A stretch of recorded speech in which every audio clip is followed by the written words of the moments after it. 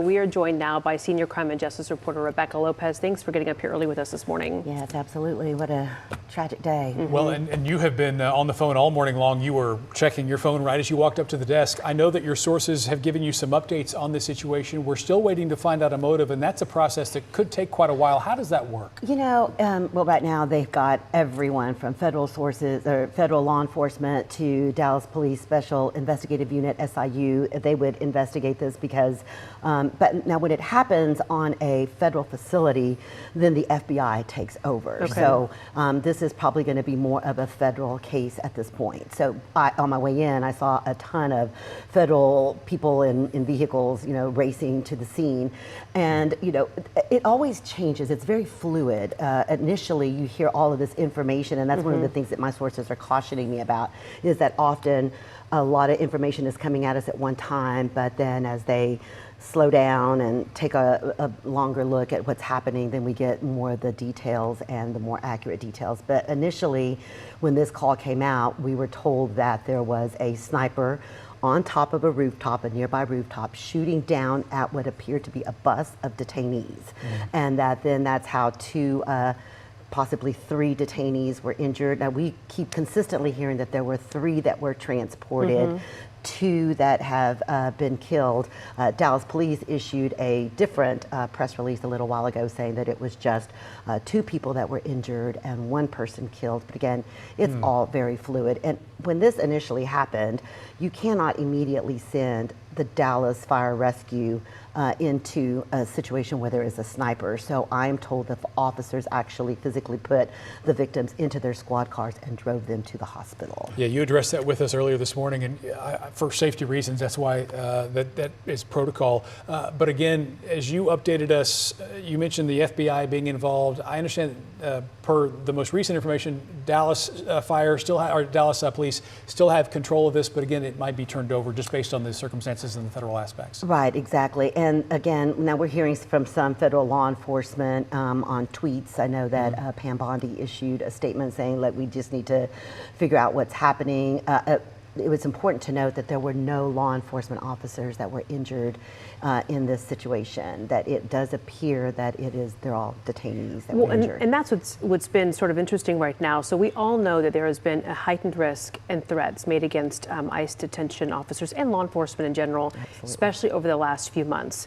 We saw a tweet that went out from Vice President J.D. Vance and Kristi Noem talking specifically about Secretary Kristi Noem talking about we need to stop the attacks on law enforcement. And then we hear about these detainees that were shot and killed, or at this point we're hearing 2 and 1. This makes it sort of a little bit muddy. Like you said, we don't know the clear motive right now. Yeah, I think when they do when they get more information on who this person is, who the shooter is, I think that they'll have a better idea.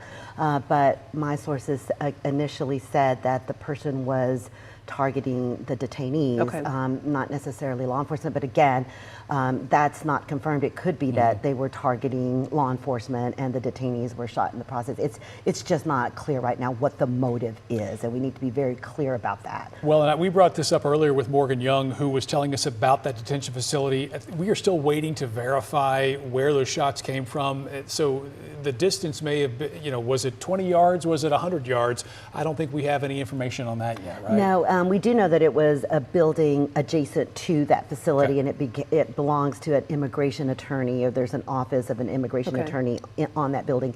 May or may not be related, we don't know yet. Correct. And then that the suspect apparently died of a self-inflicted gunshot wound, because this body was found when DPD started looking for sniper or snipers. They started going onto the rooftops to see, what was happening, and that's when they found this person. This is, I mean, now that we see this with this recent shooting, Mark mentioned this earlier, involving Charlie Kirk, there's so much digital information out there, cameras and such like that, that they're probably looking at that already right now. Oh, absolutely. There's going to be cameras in and around that area. They'll be able to get a better idea of what was happening. Well, and what I think sometimes, maybe we take for granted when you've seen TV shows and movies that kind of depict the future where there's cameras everywhere. There really are cameras everywhere. I mean, it's even if you have a piece of land that might not have cameras directly pointing to it, all the roads leading to and from it, it is not difficult to track someone's movements when you are able to get access to that mounds and mounds of footage. And that's why you probably have so much law enforcement out there. You're going to have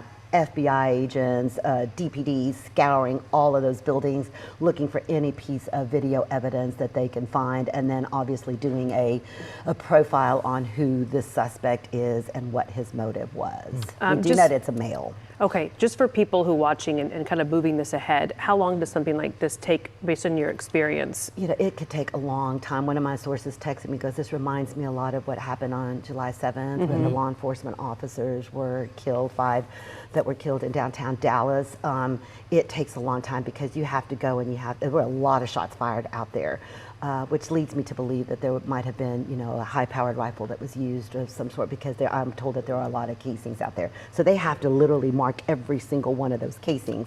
They have to, like you said, the distance, what was happening. Then they've got the second crime scene now on top of that rooftop, because they've got to figure out, and then the ME has to get up there. So it's going to be a while. Well, in terms of finding out a motive, you know, sometimes you'll have a situation where someone has something on them that indicates what their goals were. Sometimes you just have to identify them, go back to where they lived. It's a whole process. So who knows when we'll know that. It's going to take a while. Rebecca Lopez is going to stay with us. She's going to continue to talk to her sources. We'll check back in here with you in just a minute. But